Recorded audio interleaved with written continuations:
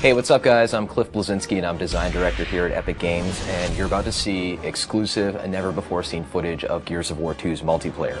Now the first Gears was a success online, everybody plays it, they're still playing it, but we wanted to really take the game to the next level, and we have many more new multiplayer modes, we have new characters, we have new arenas, new execution moves. It's really a whole new game, and I think you're really going to like it, so let's check it out.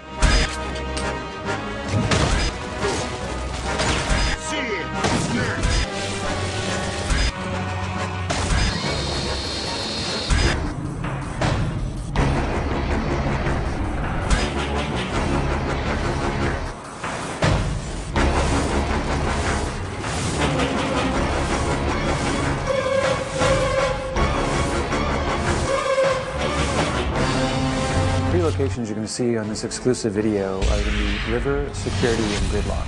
And so the thing that's really interesting about them is that two of them are brand new, and one is a reimagining of the Gears 1 map, Gridlock, which is sort of the baseline for all Gears maps. River is based on a single-player location that people get to see in Gears 2 called Landdown, where they actually go to deploy all the Gears to the underground. It's a sort of snowy, wintry hamlet. It's a beautiful setting where there's beautiful violence as well. The final location is a map called Security, which is a mysterious COG outpost with laser fences and laser turrets, in which players have to deactivate said turrets and lasers in order to acquire some of the bigger, better weapons.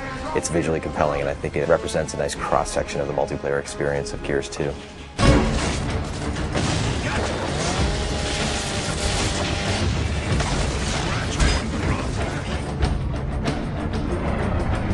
For Gears of War 2 multiplayer, there's a bunch of new things, and one of the biggest ones actually is that we've increased the player count. So we wanted to make Gears 2 multiplayer bigger, better, and more badass. One of the easiest primary ways we could do that, bang for buck, is to go to 5-on-5.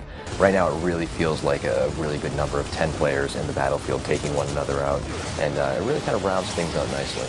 We really want to make sure that whatever multiplayer mode we do is true to sort of the Gears vibe, that Gears universe version. So capture the flag. Imagine you had a flag, but the flag is a living person and armed with a shotgun and defending itself. So you actually are playing capture the flag with a flag that could kill you.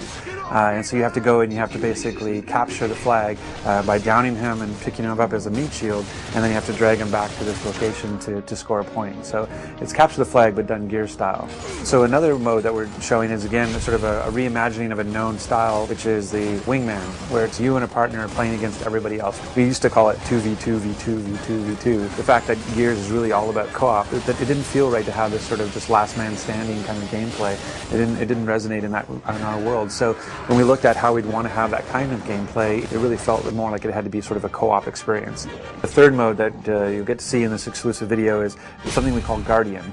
And really what it is, it's Assassination 2.0, where Assassination was a mode we had in Gears 1, and that we actually fixed it or tweaked it a little bit in a title update to try to make it more fun.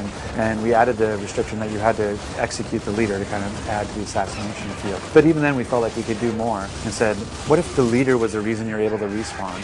So as long as the leader is alive, your teammates can respawn, but as soon as the leader dies, then it's basically like Warzone. As soon as you die, you're out. By just making that simple little change, we were able to kind of create this whole new sort of feel to Guardian.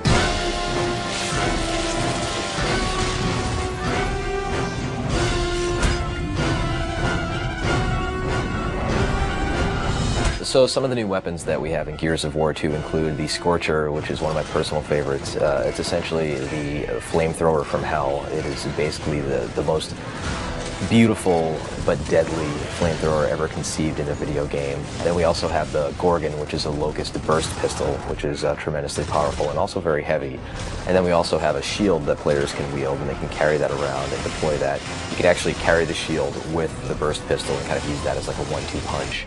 And then we have a poison grenade that players can use for area of denial in order to kind of throw this nasty, noxious cloud out. So in Gears of War 1, we had the ability of using a grenade for grenade tagging. So we found that it would be more interesting to actually take that idea of grenade tagging an opponent and actually apply it to the environment. So now you can actually take any of our 3 grenades, the poison grenade, the smoke grenade, or the frag grenade, and you can actually attach it to a wall. And you can use that sort of as a proximity mine, so that if any time an opponent goes by, the grenade will go off. One of the cool things in Gears 2 now as well is we added this concussive force to a smoke grenade. So you can actually knock somebody down and disorient them briefly with a smoke grenade. It's a great new addition to the gameplay.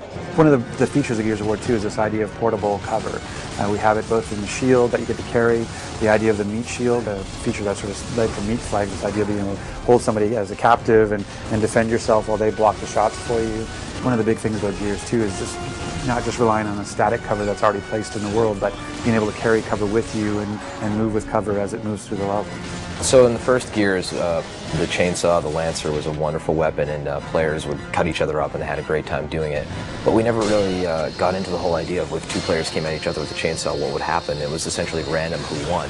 And now we're answering that question in the sequel, whereas players will lock onto each other and engage in this life or death struggle with sparks flying and the light flickering, and they're grunting and they're pushing, and players are mashing the button, and within 3 seconds one player will wind up winning and cutting the other guy in half. And it's this tremendously memorable moment to see these two soldiers, these two huge warriors dueling on the battlefield with these weapons.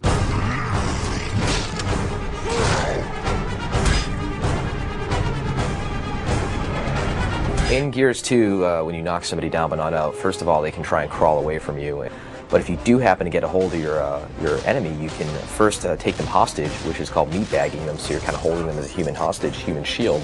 You can also finish them off by then breaking the character's neck and dropping them on the ground. Or if you want to, while the foe is crawling away, you can hit the Y button to do an execution. And there's all sorts of crazy ones, from using the long shot sniper rifle like a sledgehammer, to using the torque bow to popping the enemy's head off, to climbing on top of them and just beating the crap out of them. So there's just tons of them there this time around, and they're a great way to finish off the round and get your buddies cheering on Xbox Live.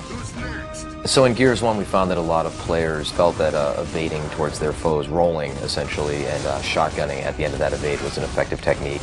And that really wasn't the game that we envisioned, so we hooked in this idea of stopping power, whereas players get shot and they actually will slow down progressively with more bullets, so that players can no longer just run blindly at each other, gladiator style. They actually have to be a little bit more tricky and use the cover system and flank and deal with suppressing fire from their buddies in order to really earn their kills this time around.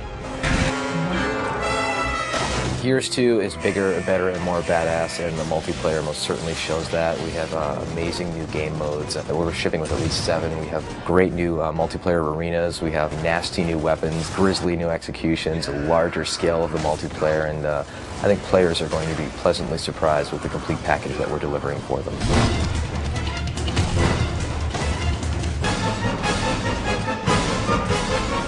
Thanks for checking out this exclusive look at Gears of War 2's new multiplayer features. Looking forward to seeing you guys this winter on Xbox Live.